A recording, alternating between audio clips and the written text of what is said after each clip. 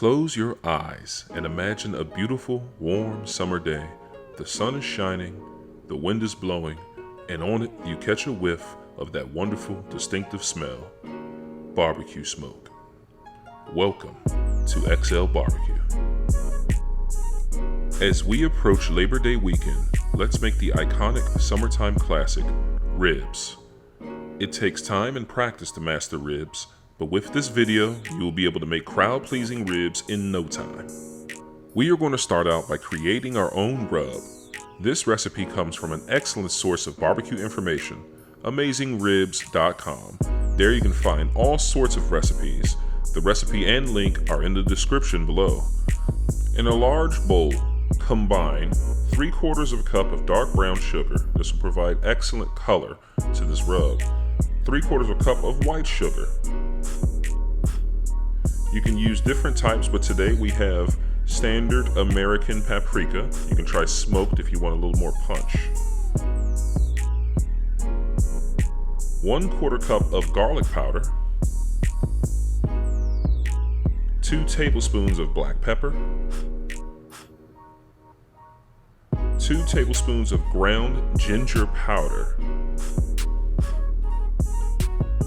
2 tablespoons of onion powder. Make sure you get all that out of there. Sometimes that gets stuck.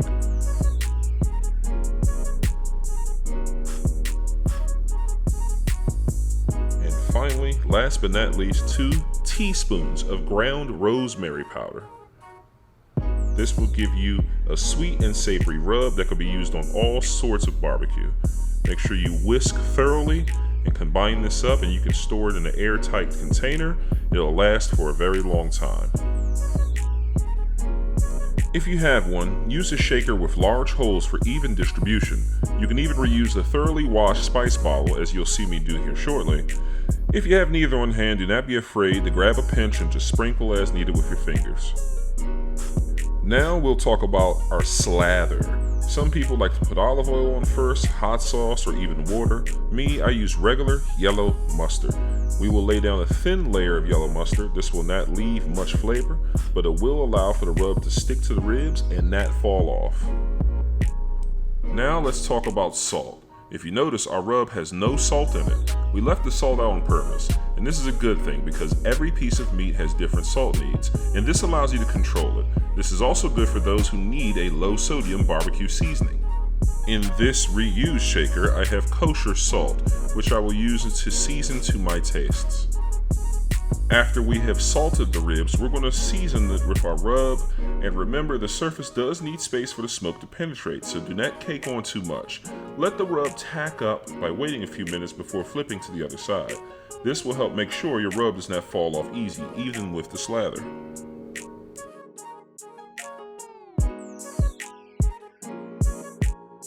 These ribs are going on my Pit Boss Austin XL smoker for 3 hours on the smoke setting. To boost the smoke flavor, I will be using a smoke tube inside the cooking chamber. If you're not using a pellet grill, aim for 200 degrees for 3 hours while smoking with your wood of choice. We will check on these ribs in an hour to ensure the surface is not drying out too much.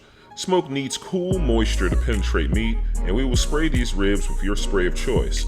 I am using half apple cider vinegar and half water. As a bonus, I like to sprinkle a little extra rub on top and gently spray it to make it stick after about 2 to 3 hours. After about 3 hours have passed, we will increase the temperature to 250 degrees to begin breaking down connective tissue. Some people like to wrap their ribs at this point. You can if you like, but not me personally. I don't like to. By leaving the ribs unwrapped will create a smokier flavor and awesome bark on the exterior. Continue to check and spray the surface every 45 minutes to an hour. After about 2 hours at 250 degrees, about 5 hours total so far, I begin checking to see if the ribs are done. I do this by using the bend test. With a good strong pair of tongs, I'll lift the ribs up from one end and look for cracks on the surface. If the surface doesn't crack, then the rib is still too tough and rubbery and it's not yet done. Every slab can finish at different times. Check each one individually. Also, know your smoker. Some have hot spots that require you to rotate your meat to even out the cook. Eventually, you will have perfectly cooked ribs. Speaking of perfectly cooked, Your ribs shouldn't literally fall off the bone. You should be able to cut them without them smashing into bits, and then when you bite them, you should be able to leave teeth marks. This is especially important if you are cooking for competitions, as this is what judges are looking for in ribs. That being said, the meat should be tender, not require much chew, and should easily release from the bone, like so. Now that is a perfectly cooked rib. After the ribs are removed from the grill, you can now choose to sauce them or not with your favorite sauce. I'll be using my favorite sauce, which is by Meat Mitch, and it's called Womp Competition Barbecue Sauce. Become the master of summer and impress your friends and family. Thank you for watching my first video. Please hit the like button, comment below on what your favorite sauces are, and if you like to wrap your ribs or not, or spray them or not. Check the box for notifications of my next video coming soon. Thank you. Until next time.